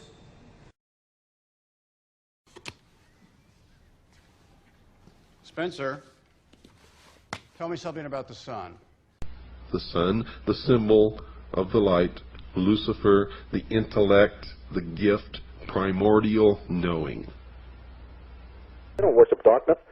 Can't people see that their symbolism is entirely to do with the light? So when we're understanding about the sun, when we're understanding about light, when we're understanding about Luciferianism, the kind of knowledge is on a need-to-know basis, and the powerful people in this world figure you don't need to know. This is a secret communication among powerful people around the world that are playing jokes on the working class poor and the working people of the world. Have no idea in the world how this stuff is really being played. That's why I've always believed that there is a legitimate, de jure, magical system that is being used and employed to manipulate the whole human race, and we don't even see it. The secret is simply the fact that certain of their members worship Lucifer, and that they keep that secret from the overwhelming majority of their own members. And certainly the public is never to know this fact, if they can help it. And the evidence to support that conclusion is ample, but only to one who cares enough to look for it. I've been looking at this one subject of the hidden words, terms, catchphrases, symbols that the Illuminati uses around the world, and I am just amazed how it's right here in America in your face, and people have no idea in the world. We have no idea. They were brilliant. They're brilliant to be able to hide this. In plain sight, right in front of you. we're talking again about symbol literacy generally in life when it comes to advertisements, you see, or media, or video games, or even symbolism, art. It's very important for people to realize the subtextual messages that come across. And since people watch a lot of movies, and since movies are now, in our day and age, you know, $1 million creations, they're in your face, it's actually handy for people to watch them objectively also, like a critic, and see some amazing stuff that's, you know, being told to us through the films. Deadly fun, but all sold in the sun, that's it! Devil's Snare hates sunlight. Luma Solem! And I can tell you now that most of us have been living in fantasy land for all of our lives. We don't even know anything near what the truth of any matter is. We must begin an honest search. Now Osiris has as a symbol an eye, and that eye, of course, is the sun. And this eye represents the son of the underworld. Quote, The arcana, defined as being a secret or hidden knowledge of the ancient mysteries, were never revealed to the profane, defined as those not initiated into the inner mysteries except through the media of symbols. This symbol in the Egyptian was a ball of light surrounded by radiant rays. Therefore the sun was radiating in all directions, lifting up everything that came in contact with, bringing death to life out of the earth. That part of the world where the sun was above the horizon was the good part, the life part. Night was the dark part. Night was darkness, mystery, and death. Day was light, brightness, and wisdom. The symbols and the words, the terms, you start breaking it down. It's in Hollywood, it's in movies, it's in music. I don't even know what to say about this. It's just so overwhelmingly obvious. Their symbolism is entirely to do with the light. So when we're understanding about the sun, when we're understanding about light, when we're understanding about Luciferianism. I'm a man who sees life in terms of missions, missions defined, and missions completed. I will not allow this country to be made weak again. I will keep America moving forward, always forward, for an endless, enduring dream and 1,000 points of light. Their symbolism is entirely to do with the light. So when we're understanding about the sun, when we're understanding about light, when we're understanding about Luciferianism, 1,000 points of light. 1,000 points of light. But the sun was there as a symbol of order, life, resurrection, fertility, and inwardly of the illumination of the soul. In all time, truth has been hidden under symbols, wrote Albert Pike. And he also wrote this: symbols are nevertheless ingenious veils that cover the truth.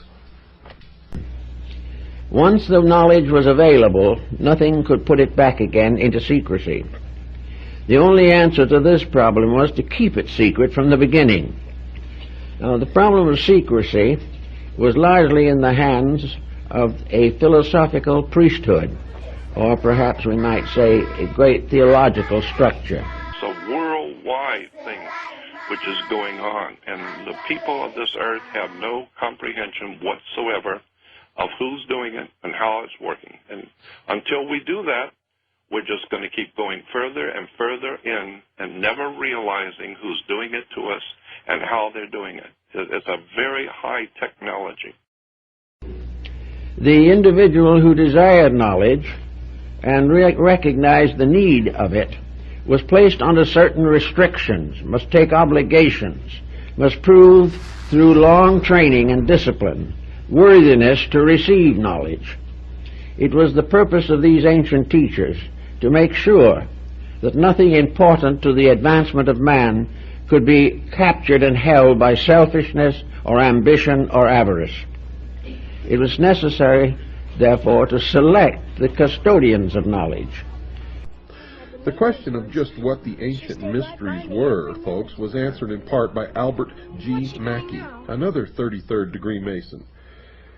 Quote, each of the pagan gods had, besides the public and open, a secret worship paid to him, to which none were admitted but those who had been selected by preparatory ceremonies called initiation. This secret worship was termed the mysteries, unquote. This is the same genuine, magic, authentic crystal used by the priests of Isis and Osiris in the days of the pharaohs of Egypt. No, it's a pagan god Horus and his mother Isis centuries before the birth of Christ. Light can conceal as well as reveal. Yeah, indeed, yeah. Light can blind and burn, you know, and that's what the Illuminati are calling themselves the men of light, or the princes of knowledge, or the Luciferians, for a reason, because they know how to manipulate and use light as a weapon. Quote, ancient secret doctrine, which is concealed in Masonic allegory and symbolism. It was but to preserve these truths that Masonry was perpetuated, unquote.